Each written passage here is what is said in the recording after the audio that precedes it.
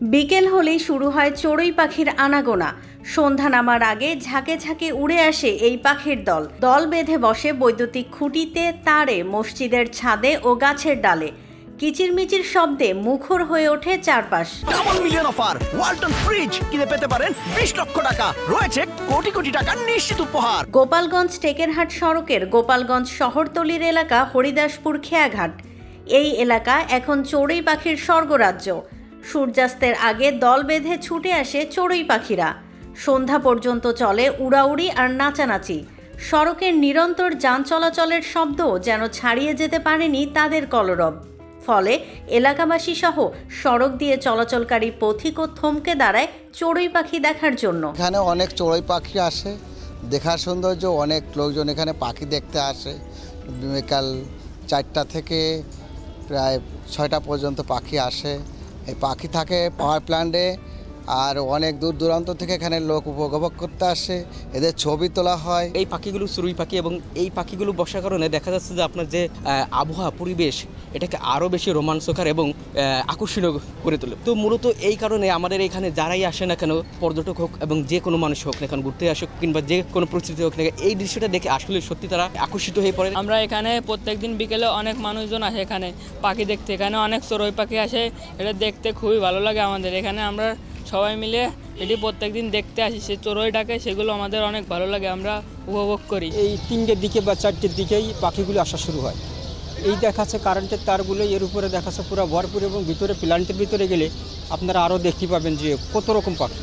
এবং পাখিগুলো ওড়ে না, পাখিগুলো কাছাকাছি থাকে মানুষের, মানে মানুষের সাথে অলরেডি পাখি মিশে গেছে পুরো। কয়েক বছর ধরেই এই এলাকাটি চড়ুই পাখির দখলে রয়েছে।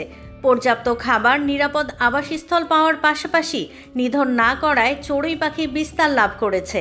পরিবেশ বান্ধব এ চড়ুই পাখি নিধন না করে রক্ষণাবেক্ষণে উদ্যোগ নেয়ার দাবি স্থানীয়দের। এইখানে সাধারণতভাবে অভয় আশ্রমের মতো আজ প্রায় 10-15 বছর আছে।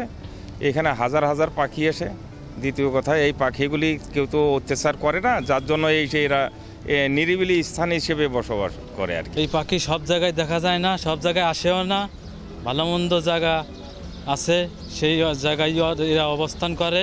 এই পাখিগুলো 3টে-4টের দিকে এখানে অবস্থান করে, আবার সন্ধ্যার আগেই চলে যায়। আর আমরা ভালোবাসে বোধহয় পাখিগুলো থাকে এখানে। পরিবেশের ভারসাম্য রক্ষার পাশাপাশি প্রাকৃতিক সৌন্দর্য ধরে রাখতে চড়ুই পাখি টিকিয়ে রাখা প্রয়োজন বলে মনে করেন প্রাণীবিদ্যা বিভাগের এ অধ্যাপক। চড়ুই পাখি বলেন, অন্য যে কোনো পাখি আমরা জানি না কেন, যে পাখি বা প্রাণী আমাদের কিন্তু চিত্ত বিনোদনের একটা অংশ। আমরা চিড়িয়াখানাতে এদের রেখে দেখি, টাকা দিয়ে আমরা সেখানে দেখতে যাই, কিন্তু আমার বাড়ির পাশে ডালে বসে যখন ঘুঘুটা ডাকে, কোকিলটা ডাকে, সেটার দিকে আমরা তাকিয়ে দেখি না। এটা কিন্তু আমাদের একটা অজ্ঞতা। আমরা চিড়িয়াখানাতে যে সেই ঘুঘুটা দেখি অনেক টাকা দিয়ে টিকিট কেটে, বাট আমি যদি আমার গৃহের পাশে একটি গাছ রাখি, সেখানে যদি ফলজ গাছ রাখি, তাহলে সেখানে বহু প্রজাতির পাখি এসে বসবে। আমরা দিনের শেষে বিকালবেলায় যখন পাখিরা নিরে ফিরে আসবে, সেই পাখির কলতান শুনে আমাদের কিন্তু একটা অনেক মনে প্রশান্তি আসে। কাজে এটা আমাদের চিত্ত বিনোদনের একটা অংশ। কাজে চিত্ত বিনোদন বলি, প্রাকৃতিক ভারসাম্য রক্ষা বলি, আমাদের ফসলি জমি রক্ষার কথা বলি, জীববৈচিত্র্য সংরক্ষণের কথা বলি, এক্ষেত্রে এই পশু পাখি এগুলোকে সংরক্ষণ করা অতীব প্রয়োজন। আর চড়ুই পাখি আমার কাছে খুবই দৃষ্টিনন্দন মনে হয়। এটা প্রাকৃতিক সম্পদ যেমন একদিকে, তেমনি আরেকদিকে প্রকৃতির সৌন্দর্যও বটে।